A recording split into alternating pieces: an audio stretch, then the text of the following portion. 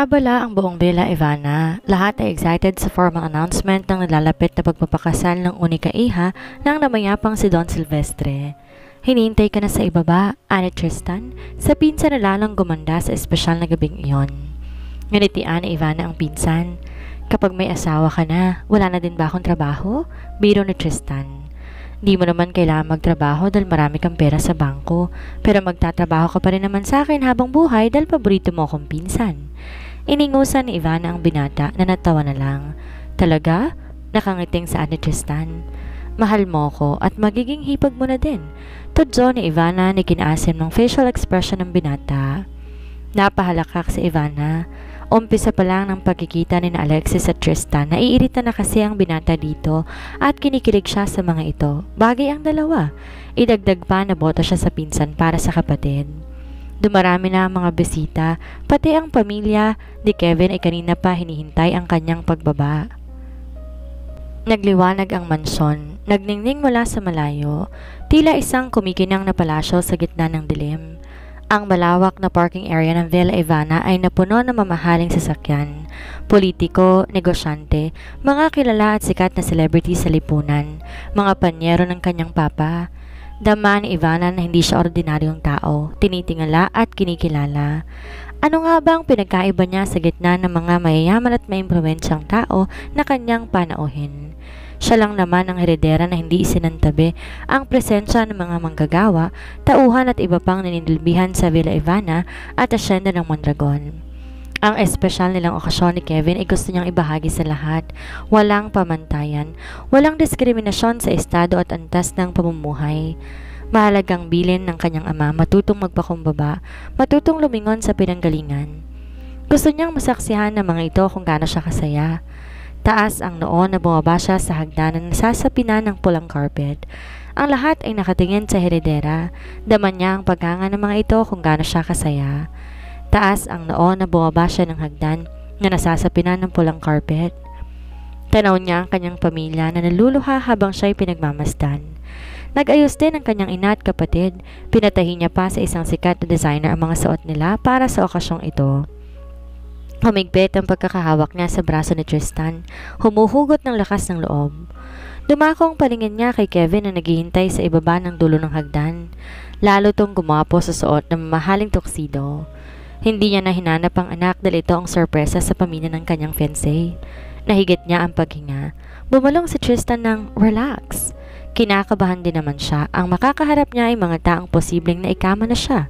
Idagdag pa ang presensya ni Christoph na nakapwesto sa di kalayuan kasama ng ina nito at mga tauhan. Nagmistulang mga yakuza ang mga tauhan nito. Maangas ang dating natadtad ng tattoo. Tila mga mafia gangster sa mga pelikula. Nahinto sa pag-iisip ang heredera nang nasa tapat na siya ni Kevin. Matamis niyang ibinalik ang ngiti nito. Gusto niyang tumili mula sa masuyo nitong mga titig, ngunit kalaunan ay natauhan na siya. Nasilara ang kinagulat ng lahat. Ay, pak! Bagay na bagay! Sambit nito. Naiiling namang iminuestra ni Kevin ang braso. Umabresyete dito ang heredera. Patay mali siyang sinulyapan. Ang kaibigan. Hindi niya napaalalahanan ng kaibigan na huwag magkakalat. Ipapakilala ni Kevin si Ivana sa pamilya. Napamaang si Sheena ng matitigan ng heredera. Hindi siya maaaring magkamali. Si Ivana Mondragon ay ang makulit at matabil na dating katulong ng kanyang kuya Kevin. Ngunit nagpanggap itong walang natatandaan. Saka na siya magtatanong. Lahat nakilala na ni Ivana, ang papa at mama ni Kevin at lahat ng mga kapatid nito. Pinakilala rin ni Ivana ang kanyang inay Rosa at kapatid na si Alexis sa mga ito. Hinayaan na nila kay Attorney Ismael ang announcement sa wedding nila ni Kevin. Nagpalakpakan ng lahat at tinaas sa mga kupita, tsaka sabay-sabay na uminom bilang pagbati sa dalawa na nagkatitigan habang sabay na napangiti. Kinilig ang lahat ng dampian ni Kevin ang halik sa Ivana. Nagsigawan at muling nagpalakpakan. Nagpapasalamat kami sa lahat ng dumalo, lalo-lalo na sa suporta ng aming mga kapamilya. Sa pagdating ng aking pinsan na si Mr. Christoph Tamayo at sa aking tita Crisanta, salamat. Nakita niyang tumango naman ang kapatid ng kanyang ama. Tulad ng inaasahan niya, aristokrata ang bawat galaw nito. Kahawig pala na namayapang aktres na si Jacqueline Jose ang kapatid ng kanyang papa, anang isip ni Ivana. Personal ko na hong hiniling kay Inay Rosa ang kamay ng aking mahal na nobya at salamat sa aking magiging biyanan dahil pumayag siyang ikasal sa akin ng kanyang anak, ani Kevin. Sa pinsan niya na si Tristan, salamat. Ngumiti lang si Tristan. Muling pumalakpak ang lahat. Gulit na ibabaw ng lakas ng palakpak ni Lara, kaya naman napapatingin dito ang ilang panauhin. Kami ba hindi nyo man lang ba pasasalamatan? Tinig na gumulantang sa lahat. Bihis din ang mga ito. Samanya si Tristan sa mga bodyguard ni Ivana na maging alerto. Ang atensyon ng lahat ay nasa dalagang modelo na si Camille at sa katabi nitong si Oliver. Nagkatuluyan kayo dahil sa akin. Sarkastikong ngumiti si Camille. Tumaas ang kaliwang kilay ni Ivana. Walang kaba na nakipagtitigan. Camille, please umalis ka na, saad ni Kevin. Oo, aalis kami. Pagkatapos marinig ng lahat kung sino ka Ivana at anong uri ng babae ang bagong naging heredera, sigaw ni Camille. Natahimik lahat, tila nanonood na isang palabas sa teatro. Kumilos na ang bodyguard ni Ivana upang pigilin to. Hinawakan sa magkabilang braso ang dalaga at maging si Oliver. Nakangisi naman to na tinitingnan mula ulo hanggang paa si Ivana. Ang babaeng yan isang dating prostitute, galing sa Burak, mga agaw ng boyfriend, malandi. Natitigilang nakamasidlang pamilya Martinez, nakikinig sa pinagsasabi ng modelo. Ang lahat tahimik at di naasahan ng eksena. Shut up, Camille, galit na saad ni Kevin. Totoo naman pumatol ka sa babaeng pinagsawaan na ng iba't ibang mga lalaki. Natigilan si Ivana ngunit pinanatili ang voice. Tila balewala ang mga pinagsasabi nito. Sarkastikong umiti si Kevin. That's not true. What a scene. Wala ka malang gagawin? Ani Crisanta sa anak. Hayaan mo sila, Mom. Kaya ng pamangkin mong i-handle yan. I know Ivana. She can manage. Nagmana siya sa kuya mo. Kibit balikat itong wika. Sumenyas na si Tristan, nakalad ka rin palabas si Camille. Mabilis tumalima ang mga bodyguard ni Ivana. Nagwawala na ito at nag-iiskandalo. Pinakaswerteng prostitute sa balat ng lupa. Saad ni Oliver nang umisi, ngunit mabilis napaigik nang tumama ang kamao ni Paul sa sikmura nito. Nakita ni Ivana, dumilim ang mukha ni Christoph na makitang sinakta ng kapatid nito ngunit muling umaliwalas. Itapon sila sa labas ng villa. Galit na utos sa Tristan. Inayos ni Ivana ang sarili at saka binalingan ng mga panauhin. Paumanhin, napasok tayo ng mga baliw. Dahil sa sinabi ng heredera, nagkatawanan na lang ang lahat. Nakahinga na maluwag ang dalawa na unti-unti nang humupa ang tensyon. Wala nang bulong-bulungan at nagsimula na ang kumain ng lahat. Marami kang ikukwento sa akin, kuya? Ani Sheena. Yes, sobrang dami. Sabad ni Aldrin, ang kuya ni Kevin. Mas marami pa kayo itatanong mamaya kapag nalaman ninyo kung anong sorpresa namin sa inyo. Nakangiting wika ni Kevin na sinulyapan si Ivana. Honey, babe. Sumenyas si Ivana sa mga katulong na nasa di kalayuan. Alam na ng mga ito kung anong gagawin. Mula sa malaking pinto na naroon, lumabas si Kian kasama ang dalawang yaya nito. Nakangiti, nakalitaw ang dimples. Napaawang ang bibig ng mama ni Kevin. Tila munting replika ni Kevin ng batang ngayon ay papalapit na. Natutop na Sheena ang bibig. Wala nang mahabang paliwanag. May papaliwanag pa ba? Malinaw na ang batang lalaki anak ni na Ivana at Kevin. Tuwang-tuwa ang mga ito. Ang papa ni Kevin dama ang sayang nadarama, lalo pat lumapit agad sa kanyang apo at tumalik sa kamay nito bilang paggalang. Napakahusay mong ina, Ivana. Napalaki mong magalang si Kian. Matapos sa mahigpit na yakap sa apo ay saad ng ina ni Kevin. Ngumiti lang si Ivana, humigpit ang pagpisil sa kadaupang palad na fiancé. Aaminin niya kinakabahan siya na baka pagkatapos ng mga narinig ng mga ito kay Camille ay pandirihan siya ng mga ito, ngunit wala siyang mabakas na anumang pagkadisgusto. Lalo siyang nakadama na excitement na mapabilang sa pamilya Martinez. Ate Ivana, welcome sa pamilya Martinez. Ani Sheena nang umiti. Sa wakas magkakahipag na rin ako kay kuya at may bonus pang cute na pamangkin. Thank you, sagot ni Ivana. Naging masaya ang lahat at gumaan pakiramdam ni Ivana dahil tila maayos na sila ng kanyang tita Crisanta kahit pa sumisimple ng paalala si Tristan na mag-iingat kay Christoph. Natapos ang gabing yon na umaapaw sa ligaya ang puso ni Ivana. Basbas na lang ang simbahan ng kulang makukumpleto ng pangarap niya. Magkahawak kamay na pinagmamasdan ni na Kevin at Ivana ang mga tauhan at magsasaka ng Villa Ivana. Abala ngunit bakas sa mukha ang hindi matatawarang tuwa at saya. Pagkalipas na 1 linggo muling isinagawa ang salo-salo sa asyenda. Nakalatag ang dahon ng saging sa mahahabang lamesa na may iba't ibang nakahaing masasarap na pagkain. Pangunahin ang seafoods at lechon, sobra-sobrang pagkain para sa lahat. At yun naman ang nais ni Ivana, ang mabusog at makapag-uwi pa ang mga ito ng pagkain sa mga tahanan nito. Mapasaya ang lahat tulad ng legacy na iniwan ng kanyang ama. Tamang kanyang papa, masarap sa pakiramdam na ibinabalik mo ang kabutihan sa mga taong naglilingkod sa iyo ng tapat. Nasa di kalayuan si Kian, kasama nito ang lola at tita Alexis nito at ng 2 yaya kasama si Lara na hindi niya pinabalik pa ng club. Binayaran niya ang pagkakautang nito sa club na pinagtatrabahuhan nito. Hinango niya to mula sa lusak na kinasasadlakan. Marami pa siyang babaguhin sa kilos at galaw ng kaibigan at tulad niya tiyak magagawa naman ito. Bibigyan niya dahilan upang magbago ng karapatang mabuhay ng marangal. Happy? Malambing na pinisil-pisil ni Kevin ang kanang palad ng heredera habang nakatitig sa magandang mukha nito. Yes, parang nakalutang sa alapaap na saad ni Ivana. Magical love story na maituturing ang love story nila ng CEO ng Martinez. Sino bang mag-aakalang darating ang araw na ang gaya niya ay mamahalin na isang malaprinsipe sa kagwapuhan? Nahigitan niya man ang yaman nito, alam ni Ivana, hindi yun ang dahilan kung ba't siya minahal nito. Ang buo niyang pagkatao, ang kanyang nakaraan. Matapos kasing kumalat ang balitang pag-ieskandalo ni Camille sa party nila ni Kevin, kumalat din ang impormasyon hinggil sa kanyang maruming nakaraan. Maging ang club na dating pinagtatrabahuhan ay natuklasan ng mga taong ang hangarin ay pabagsakin siya. May iilang nakakakilala sa kanya na nagulat man na isa pala siyang heredera ay walang pakundangang hindi nagkait ng ilang bahagi ng buhay niya sa nakaraan para sa pera. Wala na siyang iniingatang madilim na kahapon. Inilantad sa publiko at maging sa social media na ang magandang heredera ni Don Silvestre Mondragon ay dati palang prostitute. Ngunit kung inaakala ni Ivana na hindi patas ang mundo, nagkakamali siya. Tadhana rin palang gagawa ng paraan para iangat siya mula sa mga negatibong opinyon ng mapanghusgang lipunan. Alinsabay kasi ng pagkalat ng kanyang dating pagkatao, kumalat din ng mga larawan niya kung paano tumutulong sa mga batang lansangan, mga pulubi sa mga eskinita, maging ang maayos na pakikitungo sa mga tauhan sibila, mabuting pakikitungo sa magsasaka at pagbibigay ng insensitibo sa mga ito ay hinangaan. Ang paghusga ang ilan ay tila sampal ng kabutihang loob ng heredera. Dumami ang humanga kaysa humusga.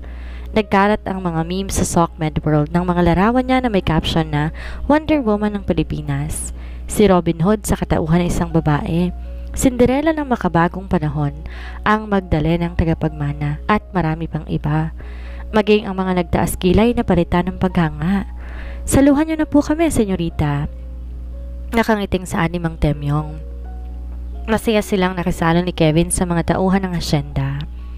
Gustong matawa ni Ivana sa mapapangasawa na nahihirapan man pinipilit matutong magkamay upang makisabay at iparamdam sa mga kasalo na kaya nitong bumaba sa pedestal na kinalalagyan. RK kasi, biro niya rito. Masasanay din ako. Natatawang saad ni Kevin na unang beses palang kumain na hindi gumagamit ng kubyertos. Tuwang-tuwa ang lahat habang pinagmamasdan ng dalawa. Kinikilig na nagkatinginan sina Alexis at Tristan, ngunit mabilis nag-iwas ng tingin ng huli. Kung natutuwa ang lahat, dobleng saya din ang nararamdaman ni na Aling Lydia at Aling Rosa na mabilis nakapalagay ang loob. May mahihiling pa bang isang ina para sa anak na nakikitang lubos ang kaligayahan? Matapos kumain lahat, naghandog pa ng ilang awitin ang ilang mga anak na magsasaka. Napangiti na malawag si Ivana. Nasurpresa siya dahil may mga potensyal pala sa singing industry ang anak ng tauhan niya na pinag-aaral ng Mondragon Foundation na itinatag ng kanyang papa nung nabubuhay pa ito.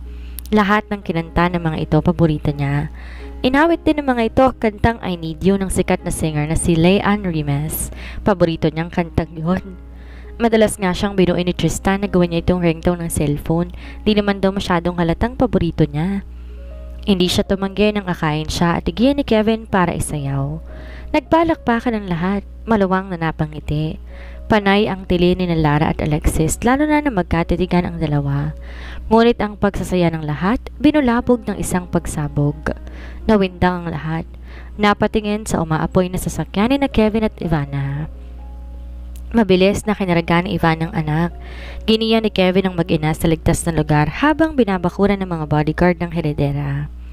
Mabilis kumilaw sa mga tauhan ni Ivana. Nagsigawan man ang iilan, pilit pinakalma ni Tristan. Walang magpapanik, ani Tristan. Sumenyas sa mga tauhan para protektahan ng mga taong naroon. Inalalayan ni Paul at Ismael sina Aling Lilia at Aling Rosa na nabigla at takot na takot. Sina Alexis at Lara mabilis ding sumunod sa bawat sasabihin ng mga ito, nagkatinginan. Sa manson, tumalima naman ang lahat, tila iisang tao na kumilos. Laging bukas ang manson sa mga ito, higit ngayon dahil nagiging mas marahas na ang kalaban ni Ivana. Kev! Tawag ni Ivana matapos may hatid ng anak sa silid na binabantayan ng mga yaya nito. Nagpapahinga na rin. Naipalam na sa otoridad, wika nito. Hindi mo dapat pagkatiwalaan si Christoph maging ang ilang pinagkakatiwala na iyong papa? Napahintuto sa pagsasalita. Binalingan si Tristan nagpupuyos ang dibdib sa galit. Akala pa ni Ivana maayos ng lahat sa pagitan nila ng pinsan. Maayos naman silang nag-usap ng kanyang tiyahin. Personal niyang iniabot dito ang dokumentong nagsasaad na ibinibigay niya ang lupang nais nito, ang bahaging katabi ng farm nito. Anak naman to ng kanyang lolo Silverio, kapatid ng kanyang papa, kaya sino siya upang ipagkait ang karapatang meron to sa ari-arian ng Mondragon. Nagpasalamat naman to sa kanya at hindi na siya nagduda pa na isa rin palang traidor ang anak nito. Ivana, tingnan mo to, saan ni Tristan? Pinakita nito ang kuha ng CCTV. Kuhang-kuha ang paglalagay ng bomba ng mga tauhan ni Christoph na nag-disguise na magsasaka ng asyenda. Ngunit ang higit na nagpamaang kay Ivana ay ang lalaking nakasakay sa kotse na nasa di kalayuan. Bahagya itong nakasilip sa nakabukas na window ng sasakyan, ngunit malinaw ang pagkakakilanlan kahit pa'y kinukubli ang mukha sa suot na face mask. Si attorney? Nanlulumong napaupo si Ivana sa sofa. Pero bakit? Parang kapatid na siya ng papa. Himutok ni Ivana. Nagkatinginan sina Tristan at Kevin. Wala akong sapat na katibayan at ebidensya, Ivana. Ngunit sa palagay ko siyang nasa likod ng pagpapaulan ng palasa sa'yo habang nangangabayo. Natuklasan kong magaling na archerer ang abogado kamakailan, wika ni Tristan. At wala kang sinasabi? Sumbat ni Ivana. Wala akong pruweba maliban sa kutob. Sisasantihin ko siya, mananagot siya. Galit na kinuha ni Ivana ang cellphone mula sa bulsa. Wag! Pigal ni Tristan.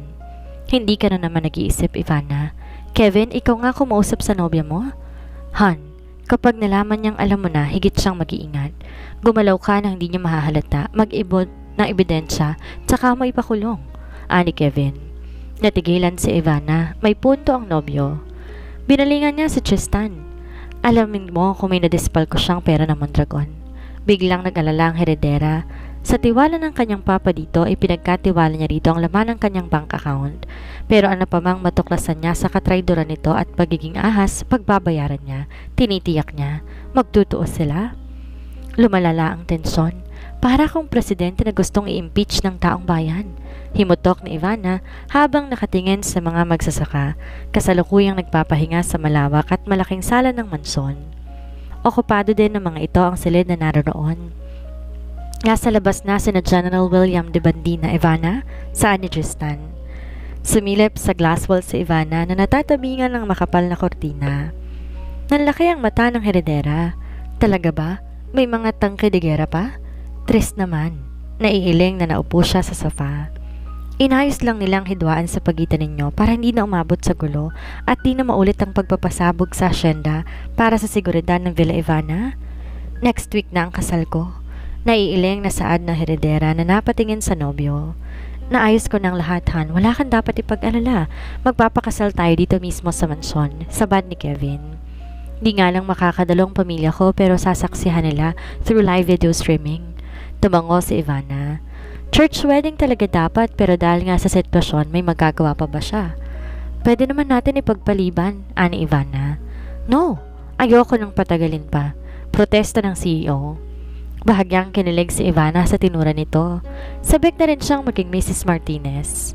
Iniwan sila ni Tristan na nakipag-usap na sa mga army na nasa labas ng mansyon, habang sila naman ni Kevin inanunsyo na sa mga tauhan at mga magsasaka na ikakasal sila sa sunod na mga araw sa loob mismo ng mansyon. Pansamantalang mananatili muna mga to sa mansyon upang matiyak ang seguridad ng mga ito. May mga tauhan si Ivana na nakabantay at nag-iikot upang matiyak na nasa maayos ang lahat. Nakipag-ugnayan din naman sila sa pamahalaang lungsod ng Zambales para sa proteksyon ng villa. Matapos maisaayos ang lahat para sa kasal ni na Kevin at Ivana at matiyak na magiging payapang seremonya ay naganda ng lahat. Ang mayor ng Zambales ang magkakasal. Excited ang lahat. Pribado to na ang tayong makakasaksi lang mga residente ng Villa Ivana. Hindi na ikoble ang ganda ni Ivana sa suot niyang simpleng white dress. Hindi siya pumili ng magarbong trahe de boda. Naging elegante rin ang malawak na sala ng mansyon, organisado at nagayos lahat ng saksi na angkop sa simpleng kasal na magiging katuparan ng pag-iisang dibdib ng dalawa. Lihitimong pakiramdam. Dama ni Ivana ang pag-iinit ng mga mata habang bumababa sa hagdanan na sasapinan ng kulay maroon na alpobra. Namumuo ang mga luhang tinititigan niya ang gwapong mapapangasawa. Para tong prinsipe sa kagapuhan, tila may sarili silang mundo habang nakapagkit ang mga ngiti. Tila inililutang siya sa alapaap. Ang tagal niyang pinangarap na makasal sa lalaking tanging pinagkalooban niya ng kanyang pagkababae. Umikot ang paningin ni Ivana. Nagpapahid ng luha ang kanyang inay Rosa. Maliwanag ang pagkakangiti ng kaisa-isang kapatid na si Alexis. Ang anak nila na sa munting replika ng kanyang mapapangasawa, nakaabang din na alam niyang napasaya nila ng daddy nito. Si Lara, si Mang Emil, si Aling Lydia, si Tristan at lahat ng mahalagang tao sa buhay niya ay tahimik at masayang nakatunghay sa paglalakad niya habang papalapit kay Kevin na masuyong nakatitig sa kanya. Nakangiti rin ang buong pamilya ni Kevin habang nakatunghay sa dalawa sa pamamagitan ng live streaming. Masayang masaya si Sheena dahil hindi si Camille ang nakatuluyan ng kanyang kuya Kevin. I love you, bulong nito na nagpasikdo ng dibdib ng heredera. Nakita niya sa sulok ng mga mata ang pagtakip ng palad sa bibig ng kaibigan para pigilan ang pagtili. I love you too, sagot niya. Kapwa sila napangiti kaya hindi na napigilan ang pagpalakpak ng mga naroon at ang mahinang pagtili ng iilan. Nakarap na ang dalawa sa alkalde, nagpalitan ng vows. Umugo ang hiyawa ng ianunsyo ng mag-asawa na sila ay maaari ng hagka ni Kevin. Dumampi ang labi ng groom sa labi ng bride, halos mahimatay sa kilig, sina Lara at Alexis at parehong nagpa-cute at sumulya pa sa gwapong pinsan ni Ivana na si Tristan. Napangawi naman ang binata at pinandilatan ng dalawa. Hindi niya maintindihan kung bakit nakakairita ang dalawa pero naiinis siya lalo na kay Lara na masyadong brutal magsalita. Mga kerengking? Ano yan ang isip? Sa mismong sala rin ng mansyon idinaos ang resepsyon. Masayang nagsalo-salo ang lahat. Bagong kabanata sa buhay ni na Kevin at Ivana. Bagong kabanata na haharapin na nilang magkasama bilang mag-asawa.